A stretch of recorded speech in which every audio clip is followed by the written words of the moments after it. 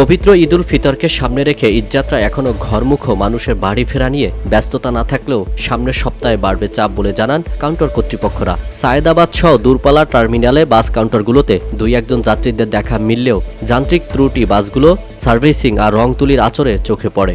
তবে এবারের ঈদে অগ্রিম ছুটি এবং আগের মতো যাত্রী না থাকায় চরম হতাশা প্রকাশ করেন পরিবহনের মালিক, চালক ও শ্রমিকরা।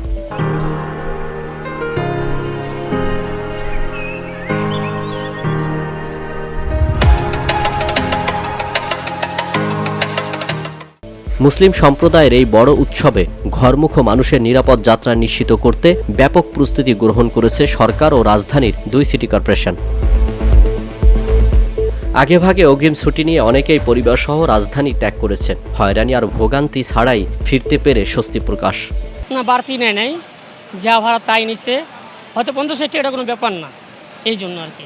কোনো টিকিটের দাম বেশি না নাই, আমি খুব শান্তি মাঝে আছি, খুব শান্তিভাবে যেতেছি, কোনো হয়রানি নেই। বাস কাউন্টার কর্তৃপক্ষরা বলছেন এবার ঈদে যাত্রীদের এখনো চাপ নেই, অগ্রিম টিকিটও বিক্রি হচ্ছে না। একটা গাড়িতে 32,000 টাকা খরচ, কিন্তু আপনার ওই পরিমাণ যাত্রী পাচ্ছি না।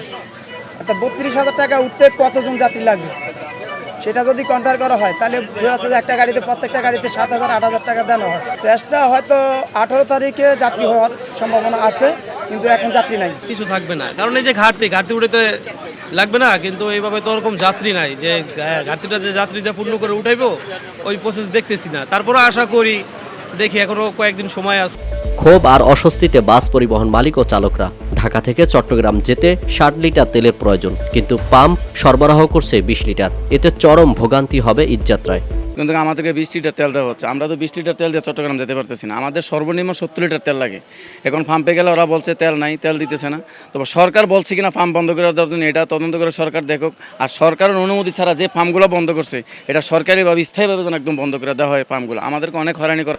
যদি কোনো রাস্তায় কোনো সমস্যা হয় কিনা, কোনো কিছু করা লাগে কিনা, এই জন্য আমরা ঈদের আগে গাড়িগুলো পারফেক্ট করে রাখতে আছি। তেলের সংকট, কথা বলছেন, তেলের জন্য গাড়ি ঠিক মতো চালাইতে পারতেছে। এবার ঈদের পরিস্থিতি তো মোটামুটি আর কি, যাত্রী তেমন একটা নাই, যাত্রী খুব কম।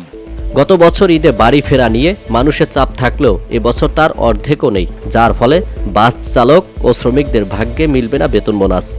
এখন আমরা সব গাড়িগুলো অমিট করে রেখে দিচ্ছি, কোনো গাড়িতেই কোনো যাত্রী নাই। সো আমরাও খুব হতাশায় আছি। মালিক মহাজনও স্টাফের বেতনে দিতে পারতেছে না, ঠিক আছে। এর ভিতরে তেলের সংকট, টিপ দিয়ে একটা ছাড়লেও তেল নিতে পারতেছি না। পাম্পে দেখা যায় গেলে 1,000-2,000 টাকা তেল দেয়, আবার অনেক পাম্পে বলে যে তেল নাই, হ্যাঁ, আবার 500-1,000 টাকা ঘুষ দেওয়া তেল নিতে হয়। এই পরিস্থিতিতে আমরা আছি। তেল পাওয়া যায় না, এই কারণে আমরা পরিস্থিতি ঠিক মতো নিতে পারিনি। আমরা অনেক হালকার ভিতরে আছি, যেভাবে আইবো ওইভাবে বেচুম, খালি গাড়ি আইলে বেচুম, নাহলে বেচুম না। এই হলো আমাদের পরিস্থিতি, এইভাবে আছি আমরা। সময় মতো শ্রমিকদের বেতন বোনাস পরিশোধের দাবি জানিয়ে শ্রমিক নেতারা বলেন এবার সব টার্মিনালে চাঁদাবাজি ও যাত্রী হয়রানি বন্ধ। এই শ্রমিকদের ঈদ নাই, সকলের ঈদ আছে, সকলের আনন্দ আছে। আমরা মিডিয়া বন্ধুদের কাছে আমাদের সবিনয় অনুরোধ, আজকে যদি এই শ্রমিকদের সকলের ঈদ হচ্ছে না, এটি নিয়ে মিডিয়া খুব ফ্লো করে, এই শ্রমিকরা যে সেবা দেয়, আপনি যে গাড়িতে আসছেন, আপনার গাড়ির ড্রাইভারও শ্রমিক। এখন যদি আপনার রাস্তায় তেল না পায়, তাহলে এই গাড়িটা ঢাকা থেকে যেমন বরিশাল গেল, চট্টগ্রামে গেল, খুলনায় গেল, এই গাড়িটা তো রিটার্ন আসতে পারতেছে না। এই জন্যই আমাদের সরকারের কাছে আবেদন, যাতে পাম্পগুলায় তেল আমাদেরকে ঠিক মতন দেয়। এখন আমাদের বিশেষ অনুরোধ জ্বালানি মন্ত্রীর কাছে, যাতে তেলের পাম্পগুলা রানিং রাখে। সমন্বিত সভায় যাত্রীদের ভোগান্তি নিরসন এবং যানজটমুক্ত সড়ক নিশ্চিত করতে ডিএসসিসি ও ডিএনসিসির পক্ষ থেকে শহরের টার্মিনালগুলোতে নিয়েছে নানা পদক্ষেপ। আর আমাদের মেনলি হলো যাত্রাবাড়ি ওই সাইডটা, এটা তো সিলেট, চিটাগাং, মানে দেশের প্রায় অর্ধেকের বেশি ওই সাইডটাতে, 41টা জেলা, একদম, হ্যাঁ, সদর। এই টোটাল সাইডটা যাতে কিভাবে অন্তত যানজট মুক্ত রাখা যায়, এটার জন্য ডিসি সাহেব আপনার এটা একটা ব্যবস্থা নিতে হবে এবং এটা ওনাদের সাথে জয়েন্টলি নিতে হবে। আমাদের বর্তমান নতুন সরকারের মাননীয় প্রধানমন্ত্রী তারেক রহমান আসছেন, উনি প্রত্যেকটা বিষয় একটা পরিবর্তন আনতে চাচ্ছেন, একটা গতি আনতে চাচ্ছেন। অন্তত আমরা এই ঈদে যাতে সেটা একটা কিছুটা দেখাইতে পারি যে আমরা একটা ভালো কিছু করলাম, একটা সুন্দর, মানে পাবলিক অ্যাপ্রিসিয়েট করলো আমাদেরকে। সরকারের সব সংস্থা সমন্বিতভাবে কাজ করার নির্দেশ দেওয়া হয়েছে এবং সার্বিক পরিস্থিতি নিবিড়ভাবে মনিটরিং করা হবে।